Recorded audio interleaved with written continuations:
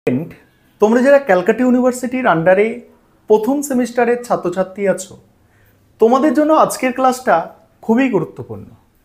আজকের ক্লাসে তোমাদের ইএনভিএস অর্থাৎ পরিবেশবিদ্যা সাবজেক্ট থেকে গুরুত্বপূর্ণ 50টা এসএকিউ প্রশ্নোত্তর নিয়ে আলোচনা করব। তোমাদের সিলেবাসের মধ্যে বাছাই করা গুরুত্বপূর্ণ 50টা প্রশ্ন উত্তর নিয়ে আলোচনা আজকে করব। আর তোমরা যারা ইংলিশ ভার্সনের স্টুডেন্ট আছো, তোমরাও আজকে ক্লাসটা দেখো, কারণ প্রশ্ন উত্তরগুলো তোমরা ইংলিশেও পেয়ে যাবে। আর এই সাবজেক্টটা তোমরা জানো 50 নম্বরের তোমাদের পরীক্ষা হবে।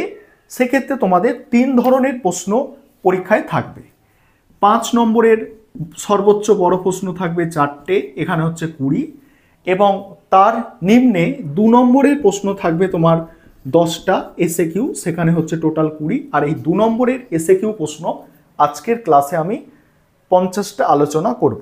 তারপরে তোমাদের 1 নম্বরের থাকবে, 1 নম্বরের 10টা এমসিকিউ থাকবে, এমসিকিউ এখানে 10 নম্বর। এই হচ্ছে তোমাদের কোয়েশ্চেন প্যাটার্ন। আর তোমাদের হোম সেন্টারে পরীক্ষা হবে, রুটিনে তোমরা দেখেছো, তবে ক্যালকাটা ইউনিভার্সিটি কোয়েশ্চেন পেপার কিন্তু এটা তৈরি করবে। এবারে তোমরা গুরুত্বপূর্ণ 50টা এসএকিউ প্রশ্ন উত্তর দেখে নাও। আর আরেকটা বিষয় বলে নিই, তোমাদের জন্য স্টাডি মেটেরিয়াল তৈরি করা হয়েছে। তোমরা যদি কেউ স্টাডি মেটেরিয়াল পারচেস করতে চাও, সেক্ষেত্রে তোমরা স্ক্রিনে যে নম্বর দেখতে পাচ্ছ এই নম্বরে যোগাযোগ করে স্টাডি মেটেরিয়াল পারচেস করতে পারো। চলো তোমরা সাজেশনটা দেখে নাও, অর্থাৎ প্রশ্ন উত্তরগুলো দেখে নাও। আর এই পরীক্ষার আগে কদিন অবশ্যই সঙ্গে থেকো, অবশ্যই তোমরা উপকৃত হবে। এবং আরও কিছু গুরুত্বপূর্ণ প্রশ্ন উত্তর নিয়ে পরবর্তীকালে আমি আলোচনা করব। চলো তোমরা প্রশ্ন উত্তরগুলো দেখো। এবারে তোমরা গুরুত্বপূর্ণ প্রশ্ন উত্তরগুলো দেখে নাও। প্রথমে আমি বাংলায় আলোচনা করছি, তারপর তোমরা যারা ইংলিশ ভার্সনের স্টুডেন্ট আছো তোমাদের জন্য ইংলিশে আমি প্রশ্ন উত্তরগুলো দিয়ে দেব। দেখো 1 নম্বর প্রশ্ন কি আছে, দেখো পরিবেশের অধ্যয়নে বহুমুখী প্রকৃতি কি? পরিবেশ অধ্যয়নের বহুমুখী প্রকৃতি কি? আর তোমাদের প্রথমেই বলে রাখি, বাছাই করা প্রশ্নগুলো কিন্তু এখানে রাখা হয়েছে, অর্থাৎ মোস্ট ইম্পর্টেন্ট সব প্রশ্ন।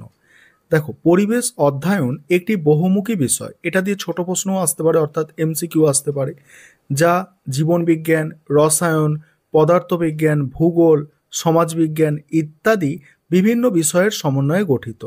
এটি পরিবেশগত সমস্যা বিশ্লেষণ এবং তার সমাধান নিয়ে কাজ করে। পরের প্রশ্ন আছে, পরিবেশ অধ্যয়নের গুরুত্ব কী?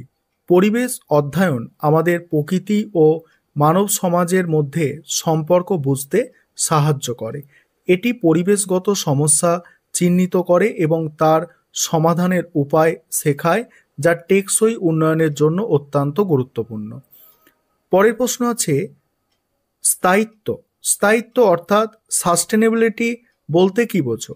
স্থায়িত্ব হলো এমন একটি নীতি যেখানে বর্তমান প্রজন্ম তাদের প্রয়োজনীয় সম্পদ ব্যবহার করলেও ভবিষ্যৎ প্রজন্মের জন্য সম্পদের সংরক্ষণ নিশ্চিত করা হয়।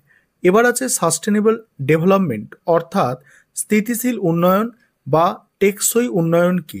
দেখো, মোস্ট ইম্পর্টেন্ট প্রশ্নগুলো আবারও বলছি, তোমাদের জন্য বাছাই করে রাখা হয়েছে। দেখো, টেকসই উন্নয়ন এমন একটি উন্নয়ন প্রক্রিয়া যেখানে পরিবেশগত ভারসাম্য বজায় রেখে সামাজিক ও অর্থনৈতিক উন্নয়ন নিশ্চিত করা হয়, যাতে ভবিষ্যৎ প্রজন্মের চাহিদা পূরণ করা সম্ভব হয়। পরের প্রশ্ন, টেকসই উন্নয়নের লক্ষ্য কয়টি? ঠিক আছে, দেখো টেকসই উন্নয়নের লক্ষ্য অর্থাৎ সাস্টেনেবিলিটি গোলস।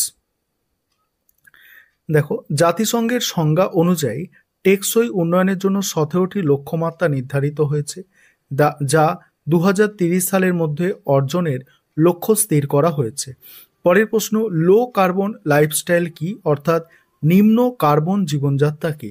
নিম্ন কার্বন জীবনযাত্রা হলো এমন একটি জীবনধারা যেখানে জীবাশ্ম জ্বালানির ব্যবহার হ্রাস করে এবং নবায়নযোগ্য মানে নবীকরণযোগ্য শক্তির ব্যবহার করে কার্বন নির্গমন কমানো হয়।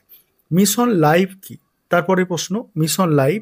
মিশন লাইফ হলো ভারতের প্রধানমন্ত্রী নরেন্দ্র মোদীর একটি উদ্যোগ যা পরিবেশ সংরক্ষণ, টেকসই জীবনধারা গ্রহণের জন্য জনগণকে সচেতন করতে চালু করা হয়েছে।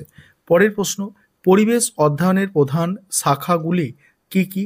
দেখো, জীববৈচিত্র্য ও সংরক্ষণ, প্রাকৃতিক সম্পদ ব্যবস্থাপনা, দূষণ ও পরিবেশগত পরিবর্তন আর পরিবেশ নীতি ও আইন। পরের প্রশ্ন, পরিবেশ সংরক্ষণের গুরুত্ব কি?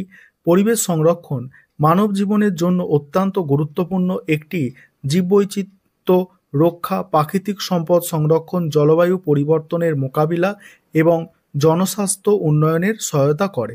তারপর টেকসই উন্নয়ন অর্জনের জন্য প্রধান কৌশল কি? অর্থাৎ স্থিতিশীল উন্নয়নের জন্য প্রধান কৌশলগুলো কি?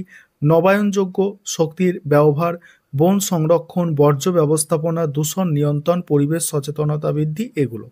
তারপর 11 দাগের প্রশ্ন দেখো, বাস্তুতন্ত্র অর্থাৎ ইকোসিস্টেম কি? বাস্তুতন্ত্র হলো জীবজগতের এমন একটি ব্যবস্থা যেখানে জীবিত এবং অজীবিত, ঠিক আছে, অজীবিত উপাদান পরস্পরের সাথে অন্তঃক্রিয়া করে একটি ভারসাম্য বজায় রাখে।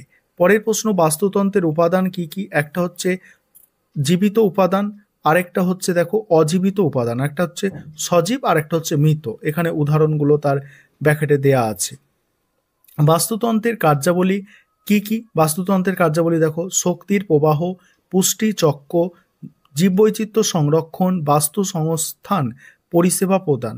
আর তোমরা যারা স্টাডি মেটেরিয়াল পারচেস করতে চাইছো, নিচে স্ক্রিনে যে নম্বর দেখতে পাচ্ছ ওই নম্বরে যোগাযোগ করে স্টাডি মেটেরিয়াল পারচেস করতে পারবে। পরের প্রশ্ন দেখে নাও, এনার্জি ফ্লো কি? অর্থাৎ শক্তির প্রবাহ কি? শক্তির প্রবাহ হলো খাদ্য শৃঙ্খলের মাধ্যমে সূর্যালোক থেকে উৎপাদক এবং ভোক্তাদের মধ্যে শক্তির স্থানান্তর প্রক্রিয়া। পরের প্রশ্ন, বাস্তুতন্ত্রে খাদ্য শৃঙ্খল কি? খাদ্য শৃঙ্খল হলো একটি ক্রম যেখানে এক জীব থেকে অন্য জীবের ওপর নির্ভর করে খাদ্য গ্রহণের মাধ্যমে শক্তি অর্জন করে। খাদ্য জাল অর্থাৎ ফুড ওয়েব, খাদ্য জাল হলো বিভিন্ন খাদ্য শৃঙ্খলের সমন্বিত নেটওয়ার্ক যেখানে একাধিক জীব পরস্পরের সাথে খাদ্য গ্রহণের মাধ্যমে জড়িত থাকে। পরের প্রশ্ন, বাস্তুতন্ত্রের স্তরবিন্যাস অর্থাৎ ইকোলজিক্যাল পিরামিড কি? বাস্তুতন্ত্রের স্তরবিন্যাস হলো শক্তি, তারপরে জীব সংখ্যা বা বায়োমাসের ভিত্তিতে বিভিন্ন ট্রফিক স্তরের মধ্যে সম্পর্ক চিত্রিত করার একটি উপায়। পরের প্রশ্ন, জনসংখ্যার বাস্তুবিদ্যা কি? জনসংখ্যার বাস্তুবিদ্যা হলো নির্দিষ্ট এলাকায় জীব সংখ্যার বৃদ্ধি, ঘনত্ব, বিস্তার এবং পরিবর্তন সম্পর্কিত অধ্যয়ন। তারপরে প্রশ্ন কি আছে দেখো, সম্প্রদায় বাস্তুবিদ্যা কি? অর্থাৎ কমিউনিটি ইকোলজি কি? সম্প্রদায় বাস্তুবিদ্যা হলো নির্দিষ্ট অঞ্চলে বিভিন্ন জীবগোষ্ঠীর পারস্পরিক সম্পর্ক ও পরিবেশের সাথে তাদের মিথস্ক্রিয়া নিয়ে গবেষণা। পরের প্রশ্ন, পরিবেশগত উত্তরাধিকার অর্থাৎ ইকোলজিক্যাল সাকসেশন কি? এটা দেখো, ইকোলজিক্যাল সাকসেশন পরিবেশগত উত্তরাধিকার হলো একটি নির্দিষ্ট স্থানের সময়ের সাথে উদ্ভিদ ও প্রাণী সম্প্রদায়ের ধাপে ধাপে পরিবর্তন। তারপরে দেখো, পরের প্রশ্ন আছে দেখো, প্রাকৃতিক সম্পদ অর্থাৎ ন্যাচারাল রিসোর্স কি? প্রাকৃতিক সম্পদ হলো পরিবেশ থেকে প্রাপ্ত সেই উপাদান যা মানব কল্যাণে ব্যবহৃত হয়, যেমন জল, মাটি, খনিজ, বন এবং জ্বালানি। পরের প্রশ্ন আছে, নবায়নযোগ্য ও অনবায়নযোগ্য মানে সম্পদের পার্থক্য অর্থাৎ নবীকরণ অনবীকরণ। নবায়নযোগ্য সম্পদ যা স্বাভাবিক প্রক্রিয়ায় পুনরায় উৎপাদন হতে পারে, যেমন সূর্যালোক, বাতাস, জল, বায়োমাস। আর অনবায়নযোগ্য হচ্ছে যা সীমিত পরিমাণে পাওয়া যায় এবং পুনর্গঠিত হতে বহু বছর লাগে, কয়লা, পেট্রোলিয়াম, প্রাকৃতিক গ্যাস, খনিজ। তারপর ভূমি সম্পদ অর্থাৎ ল্যান্ড রিসোর্স কি? ভূমি সম্পদ হলো পৃথিবীর উপরিভাগে যেখানে কৃষিকাজ, তারপরে বনায়ন, নগরায়ন, শিল্প স্থাপন, অবকাঠামোর উন্নয়ন করা হয়। ভূমি ক্ষয় কি? ভূমি ক্ষয় হলো মানব ক্রিয়াকলাপ ও প্রাকৃতিক কারণের ফলে মাটির উর্বরতা ও গুণগত মান হ্রাসের প্রক্রিয়া। পরের প্রশ্ন আছে, মাটি ক্ষয় কি? মরুভূমিকরণ কি? অর্থাৎ এবারে আমি স্ক্রল করে যাচ্ছি, তোমরা প্রশ্নগুলো দেখে নাও। আমি 50টা বলেছিলাম, টোটাল তোমাদের কিন্তু আমি 100টা প্রশ্ন আমি দিয়ে দিচ্ছি, দেখো। আর তোমরা যারা স্টাডি মেটেরিয়াল পারচেস করতে চাইছো অবশ্যই তোমরা যোগাযোগ করবে। আমি একটু স্পিডে করে যাচ্ছি, তোমরা একটু স্পিড কমিয়ে নিতে পারো, কমিয়ে নিয়ে তোমরা স্ক্রিনশট করে নেবে বা দেখে নেবে প্রশ্ন উত্তরগুলো। আর যাদের তোমাদের স্টাডি মেটেরিয়াল পারচেস করার দরকার আছে যোগাযোগ করে নেবে। দেখে নাও তোমরা পুরো সম্পূর্ণ 100টা প্রশ্ন এখানে কিন্তু তোমাদের সঙ্গে আজকে শেয়ার করছি, মোস্ট ইম্পর্টেন্ট 100টা প্রশ্ন আছে, একটু তোমরা দেখে নেবে আর তোমরা স্পিডটা কমিয়ে স্ক্রিনশট করে নেবে। আর আরেকটা বিষয় বলে রাখি, আমাদের একটা টিম কাজ করছে এর পেছনে, অর্থাৎ তোমাদের এই স্টাডি মেটেরিয়াল মানে ক্রিয়েট করা এইসবের পেছনে একটা টিম কাজ করছে। সেই কারণে আমি ভিডিও করি আলাদা ব্যাপার, কিন্তু আমাদের পিডিএফ কিন্তু টিম থেকে সেন্ড করা হয় যারা স্টাডি মেটেরিয়াল পারচেস করবে। সেক্ষেত্রে আমাদের কিন্তু ফ্রি পিডিএফের কোনো ব্যবস্থা কিন্তু নেই। তাই তোমরা একটু স্ক্রিনশট করবে, কষ্ট করে স্ক্রিনশট করে তোমাদের পড়তে হবে, দেখে নাও। আর তোমাদের জন্য আমি বেস্ট জিনিসটা দেওয়ার চেষ্টা করি, তোমরা দেখেছো সবসময়ই যে তোমাদের জন্য আমি বেস্ট জিনিসটা দেওয়ার চেষ্টা করি। একেবারে একটা ভিডিওর মধ্যে তোমরা দেখছো যে 100টা প্রশ্ন পাচ্ছ। আর আরেকটা বিষয় তোমাদের সচেতন করব যে তোমরা ওই 5-10টা প্রশ্ন, এই 5-10টা প্রশ্ন কিন্তু দেখছো যে ইম্পর্টেন্ট করে যেতে হবে। দেখো 5-10টা প্রশ্ন যদি তোমরা করে যাও তাহলে কিন্তু তোমাদের মানে কষ্ট আছে, অর্থাৎ 5-10টা প্রশ্ন করে গেলে কিন্তু পরীক্ষায় কমন পাওয়া যাবে না, ঠিক আছে?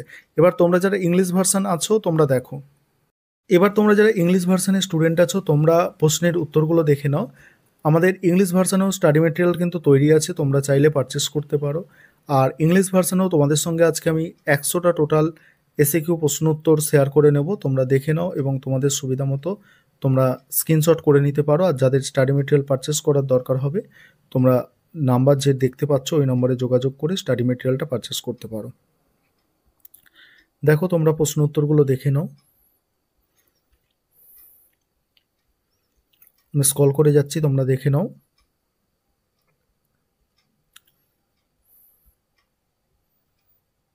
দেখে নাও তোমরা একটু।